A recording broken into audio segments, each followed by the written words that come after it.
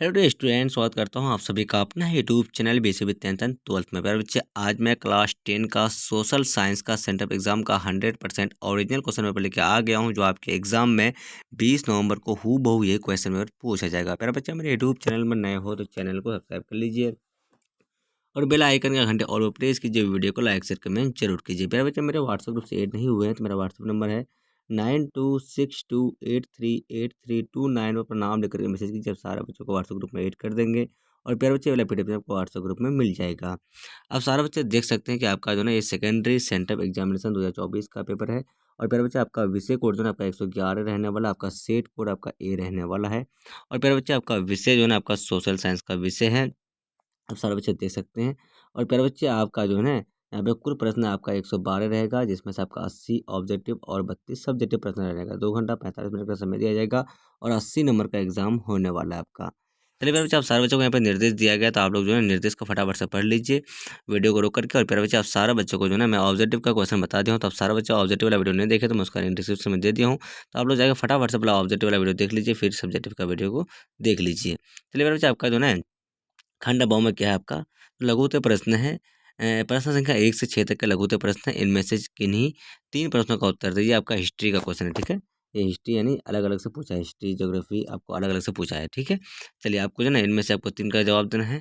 चलिए, आप लोग क्वेश्चन देख लीजिए प्यारे बच्चे। यहाँ पे आपका पहला नंबर क्वेश्चन क्या है, तो मेटरनिक युग क्या है। दूसरा में आपका रूसी क्रांति के मार्क्सवाद का प्रभाव रहा है। होची मिन मार्ग क्या है। उसके बाद प्रथम विश्व युद्ध का भारत का क्या प्रभाव पड़ा। 5 नंबर क्वेश्चन आपका बिहार के किसान आंदोलन पर एक टिप्पणी लिखें। उसके बाद आपका 6 में आपका है औद्योगिकरण से आपका क्या तात्पर्य है। उसके बाद देखिए, आपका जो है ना 7 से 8 दीर्घ उत्तर है, जिसमें से आपको एक ही प्रश्न का जवाब देना है, ठीक है। आपका 4 नंबर का प्रश्न है मेरे बच्चे। तो आप लोग देख लीजिए, जर्मनी के एकीकरण में बिस्मार्क की भूमिका का वर्णन करें। 7 नंबर। 8 नंबर देखिए, आप लोग भारत में राष्ट्रवाद के उदय के कारण को विस्तार से बताइए। आपका 8 नंबर क्वेश्चन हो गया।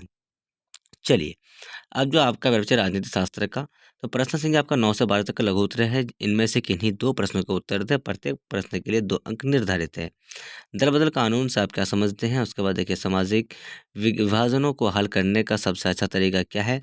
संघीय व्यवस्था किस प्रकार केंद्र सरकार की शक्ति को सीमित करती है। उसके बाद 12 में आपका बिहार में हुए छात्र आंदोलन के प्रमुख कारण क्या थे। उसके बाद दीर्घ उत्तर प्रश्न आपका है, प्रश्न संख्या आपका 13 एवं 14 दीर्घ उत्तर है। इनमें से किसी एक का उत्तर दें। प्रत्येक प्रश्न के लिए 4 अंक निर्धारित है। 13 में क्या आपका ग्राम पंचायत के प्रमुख अंग और कार्यों के विषय में विस्तार से बताइए। भारतीय संघीय शासन व्यवस्था को विशेषता बताइए। उसके बाद क्या आपका अर्थशास्त्र जो है पहले आपका अर्थशास्त्र है क्या आपका, तो समावेशी विकास से आपका क्या तात्पर्य है। उसके बाद आपका सकल घरेलू उत्पाद और सकल राष्ट्रीय उत्पाद में क्या अंतर है। उसके बाद आपका क्या है, भारतीय पूंजी बाजार को परिभाषित करें। उसके बाद आपका क्या है, तो बाह्य स्रोती किसे कहते हैं। उसके बाद दीर्घ उत्तर प्रश्न है पर बच्चे आपका सेवा क्षेत्र के विकास के बुनियादी सुविधाओं के का योगदान पर प्रकाश डालें। सहकारी साख व्यवस्था के विस्तारित ढांचे को बताइए। भूगोल का प्रश्न आप लोग यहाँ पे देख सकते हैं बच्चे। आपका जो ना प्रश्न है यहाँ पे आप लोग वीडियो को रोक करके देख लीजिए। मैं डायरेक्टली आप सारे बच्चों को आंसर की ही बताऊंगा, ठीक है। चलिए, आप लोग तो प्रश्न देख लीजिए बच्चे। आपका जो ना प्रश्न का, अब देखिए हिस्ट्री का जो आपका ना बच्चे पहला नंबर का आंसर देख लीजिए आप लोग। 1815 से 1848 के बीच के समय को मेटरनिक युग के नाम से जाना जाता है। इस दौरान ऑस्ट्रेलिया के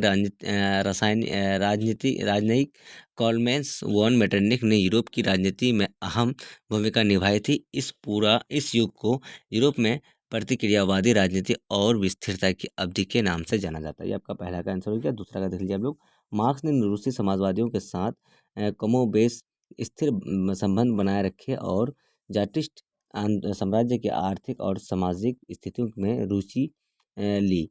जिस व्यक्ति ने मूल रूप से रूस में मार्क्सवाद को पेश किया वह जॉर्ज प्लेखनोवा था, लेकिन जिस व्यक्ति ने मार्क्सवाद की रूसी परिस्थितियों के अनुकूलन बनाया वह था लेनिन। ये आपका हो गया दूसरा का, ठीक है। चलिए, अब जो आपका तीसरा नंबर का आंसर है, तो आप लोग देख लीजिए आप लोग। आर्थिक प्रभाव युद्ध के कारण भारत सरकार का रक्षा खर्च बढ़ा, जिसकी भरपाई के लिए सरकार ने कर बढ़ाए और वो कर्ज लिया।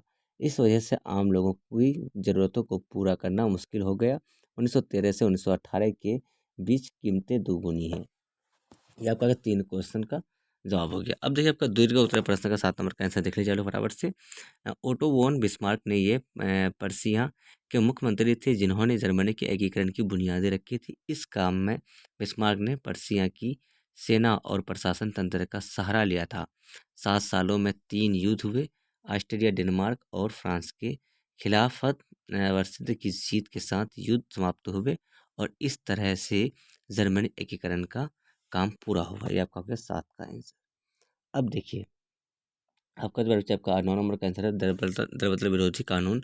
लोकतंत्र में विधायकों द्वारा दरबदल होता है। वह तर्क दिया जा सकता है कि वे कैबिनेट की स्थिरता को कमजोर कर सकते हैं, जो कि निर्वाचित विधायकों के समर्थन पर निर्भर है। ये आपका हो गया 9 का आंसर। 10 का देख लीजिए आप लोग, सामाजिक विभाजनों को हल करने पर सबसे अच्छा। तो बच्चे ये जो आपका 10 का आंसर आप लोग स्क्रीनशॉट कर लीजिए फटाफट से। चलिए यहाँ पे आपका 10 का पूरा है। उसके बाद देखिए आपका 13 का आंसर, तो देख लीजिए ग्राम पंचायत के प्रमुख अंग और कार्य के बारे में जानकारी। ग्राम पंचायत का मुख्य अंग ये है। तो से यहाँ पे जो ना आप लोग स्क्रीनशॉट कर लीजिए, आप लोग आंसर को नोट्स कर लीजिए स्क्रीनशॉट करके, ठीक है। चलिए अब चलते हैं हम लोग इकोनॉमिक्स की तरफ। तो देखिए आपका समावेशी विकास, 15 नंबर क्वेश्चन के आपका समावेशी विकास का मतलब है कि आर्थिक विकास के जरिए समाज के सभी वर्गों को फायदा हो, खास तौर पर गरीब, महिलाओं, बच्चों, अल्पसंख्यकों और ग्रामीण इलाकों के लोगों को समावेशी विकास में ये बातें शामिल होती है। ये आपका हो गया 13 का, ठीक है, 13 का आंसर हो गया। अब जो आपका 16 का आंसर है, सकल घरेलू उत्पाद देश में उत्पादित वस्तुओं के मूल्य को मापता है, जबकि सकल राष्ट्रीय उत्पाद वह मापता है कि वह मूल्य का कितना हिस्सा देश में रहता है। यह आपका होगा 16 का आंसर। अब देखिए आपका 19 का जो आंसर है, बच्चे, तो सेवा क्षेत्र के विकास के लिए देश और राज्य स्तर पर बुनियादी सुविधाएं होना जरूरी है। सेवा क्षेत्र के विकास में बुनियादी सुविधाओं के योगदान पर प्रकाश डालने के लिए कुछ बातें इस प्रकार है। ये आपका हो गया 19 का। 19 का यहाँ तक आंसर हो गया मेरे बच्चे। आप लोग आंसर 19 का भी नोट्स कर लीजिए फटाफट से। चलिए अब जो आपका है 21 का आंसर, तो 21 का देख लीजिए आप लोग। उत्तर क्या आपका उत्तर, तो पवन अपर्दन लो वाले क्षेत्रों में पट्टिका कृषि सबसे उपयोगी मानी जाती है। इस पद्धति में फसलों के बीच घास की पट्टियाँ लगाई जाती है। ये आपका 21 का आंसर हो गया। 22 का देखिए, पृथ्वी पर 4 प्रकार के लौह अयस्क पाए जाते हैं। वे है कि हेमेटाइट, मैग्नेटाइट और लिमोनाइट और साइडाइट। ये आपका हो गया बच्चे, आपका ये साइडाइट आपका 22 का आंसर हो गया। 23 का देख लीजिए आप लोग, जब किसी प्राकृतिक जल निकाय के तापमान में मानव गतिविधियों की वजह से अचानक बदलाव होता है तो उससे तापीय प्रदूषण कहते हैं। इसे थर्मल संवर्धन भी कहा जाता है। तापीय प्रदूषण में जलीय जीवन, समुद्र जीव और सी मनुष्य को नुकसान पहुंचा जा सकता है। ये 23 का आंसर हो गया। अब जो आपका लॉन्ग आंसर बचा 27 का, देखिए खनिज संसाधनों के संरक्षण के कुछ तरीके में खनन में अपव्यय को कम करना, धातुओं का पुनर्चक्रण, वैकल्पिक नवीकरणीय विकल्पों का उपयोग करना, योजनाबद्ध और टिकाऊ तरीके से संसाधनों का उपयोग करना तथा कम लागत पर निम्न श्रेणी के आयस्कों का उपयोग करने के लिए उन्नत प्रौद्योगिकी का उपयोग करना शामिल है। ये 27 का आंसर हो गया। अब देखिए आपका 29 का जो आंसर है बच्चिए, जंगलों में आग, बाढ़ और हिमस्खलन, भूस्खलन, भूकंप, ज्वालामुखी, सुनामी, चक्रवाती तूफान, बादल फटने जैसी प्राकृतिक अ, आपदाएं बार बार मनुष्य को चेतावनी देती है। ये आपका हो गया 29 का। 30 का देखिए, अब क्या है आपका, हैम रेडियो, एमच्योर रेडियो क्या है। तो देखिए सोक्यो रेडियो, जिसे हम रेडियो के नाम से भी जाना जाता है, संदेशों की गैर वाणिज्यिक आदान प्रदान, वायरलेस प्रयोग, स्व प्रशिक्षण, निजी मनोरंजन, रेडियो स्पोर्ट प्रतियोगिता और आपातकालीन संचार के लिए रेडियो आवृत्ति स्पेक्ट्रम का उपयोग है। ये आपका हो गया 20-30 का आंसर। चलिए मेरे अच्छा, सारे जो हो ना, हम सोशल साइंस का सेंटअप एग्जाम का ओरिजिनल क्वेश्चन का आंसर बता दिया हूँ। तब सारे बच्चे मेरे यूट्यूब चैनल पर नए हो तो चैनल को सब्सक्राइब कर लीजिए और बेल आइकन या घंटे ऑल पर प्रेस कीजिए।